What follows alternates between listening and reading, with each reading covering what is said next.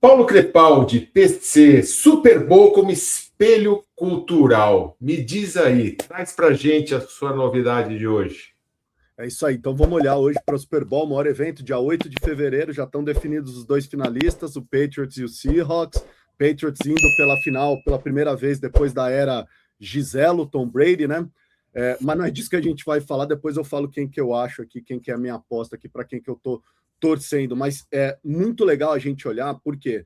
Porque o Super Bowl e os comerciais que estão no Super Bowl é um olhar para a gente que vai além do esportivo, mas ele é um olhar cultural. Por quê? Porque ele funciona como um ritual coletivo. Né? Primeiro, o Sunday, né? Uma pegada religiosa do Sunday Church, então você tem lá um olhar muito para isso, ele tem horário marcado, você tem uma comida específica, você tem já os memes prontos, tem a questão com as redes sociais de comentar em tempo real como parte do consumo, e principalmente o que eu vim falar aqui, que são as propagandas, o intervalo, que por si só é o evento do Super Bowl. Então, só para vocês terem uma ideia da dimensão do tamanho do Super Bowl, é uma expectativa de em torno de 190 milhões de pessoas assistindo pelo menos um minuto de comercial. É gente pra caramba, tá? Mas as empresas, né? Você vai falar assim, poxa, Paulo, mas hoje é muito mais barato usar a rede social para mídia, né? A gente sabe disso, tem muito mais impacto. Estar com uma propaganda no Super Bowl vai além da mídia e da propaganda em si. Tem uma questão de status cultural para essas marcas. Para vocês terem uma ideia, esse ano o custo estimado de 30 segundos para o Super Bowl está na casa de 7 a 8 milhões de dólares. É dinheiro para caramba. Só para vocês terem uma noção, nós estamos falando de 266 mil dólares por segundo. Mas o ponto que eu quero trazer é a atenção social sincronizada, tá? Que esse é o legal. Então, quando a gente começa a olhar, e eu assisti eu gosto disso, pego todos os teasers que eles vão soltando ao longo, né? Para vocês entenderem, a coisa um pouquinho além de só o dia, né? O Super Bowl ele começa 21 horas antes, porque você tem o pré, o durante, e depois você tem o pós, e tem esses teasers que vão sendo lançados ao longo dos meses que antecedem, ou das semanas que antecedem o Super Bowl. E aqui que está a coisa legal da gente analisar para a gente e depois ouvir aí os especialistas. Eu quero ouvir a Ana, como que ela traz esse olhar.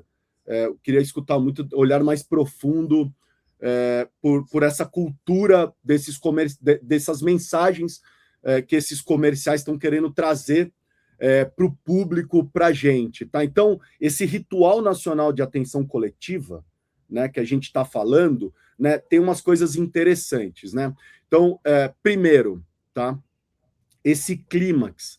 Tá? Então, uma grande parte das propagandas que a gente vai ver está querendo criar um clímax. Só para vocês terem uma ideia, a Bembev, com todas as marcas que vão estar lá, Bud Light, Michelob, ela vai estar, ela acho que tem 3 marcas, isso aí, Bud Light, Michelob, que eu tinha visto, e a Budweiser, comprou 2 minutos e meio.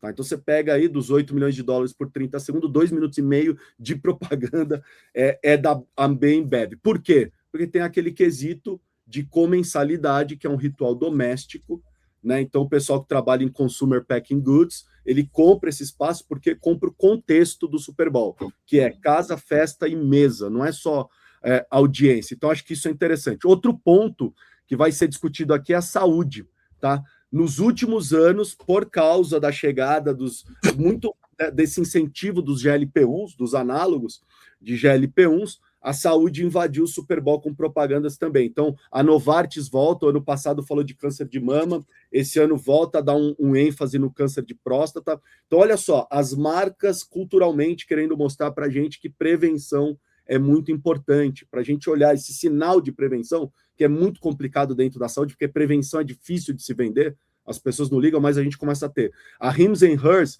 vem com uma mensagem, obviamente, sobre obesidade, né?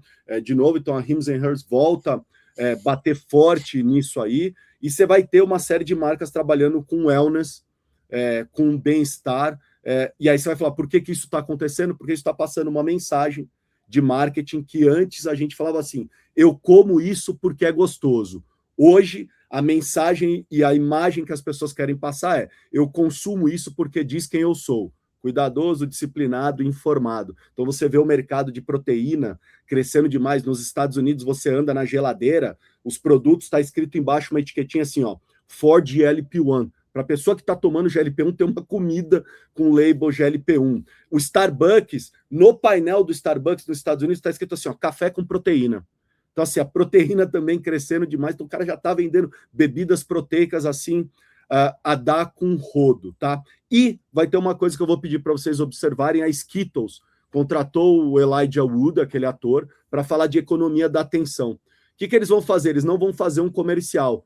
O Elijah Wood vai na casa, ao vivo, ele vai para a casa de uma pessoa que gosta muito de NFL, de Super Bowl, e diz que vai fazer o comercial lá ao vivo com essa pessoa. Tá? Então a gente vai ver para discutir a questão da economia da atenção junto. Então, o que a gente vê muito, né, as marcas fazendo piada com o próprio capitalismo do evento, né, e esse posicionamento autoconsciente para tentar gerar empatia. Então, é como se a gente ouvisse uma coisa assim: você não vai só rir, você não vai só se divertir, entreter, você vai sentir que você está vendo cinema, tá? Por quê? Porque eles abusam do uso de celebridades e grandes diretores. Essa é uma outra característica muito cultural do Super Bowl. É um buffet de pessoas. Então, Emma Stone, o diretor grego Yorgos Lanthimos, né? A Pepsi, não sei se vocês viram, está fazendo uma brincadeira com o urso polar, fazendo um teste cego entre Pepsi e Coca. Então, a Pepsi volta a bater na sua maior concorrente. Para quem não viu, vai pesquisar. É super legal que a Pepsi vem soltando de teaser para mostrar essa leitura cultural de fragmentação e excesso de estímulo nesse universo. Então, assim, tem uma série de coisas que o Super Bowl traz culturalmente, que a gente aguarda para ver o que as marcas querem mostrar para a gente, do seu propósito, dos seus valores, o que elas vão apostar no ano, e mais ou menos esse é o cenário que a gente pode hoje entender do Super Bowl, das marcas, das celebridades que vão estar lá. O Showtime, né, que é a música, né, pela Apple Music, vai ser do Bad Bunny, que é um cantor latino. Então tem uma mensagem que também se passa por aí para a gente entender. Então esse é o olhar que eu queria trazer para vocês desse grande evento, de um custo de $8 milhões para uma marca, né, que está comprando essa atenção social sincronizada, que é muito interessante a gente entender e falar assim: caramba, mas como isso, né?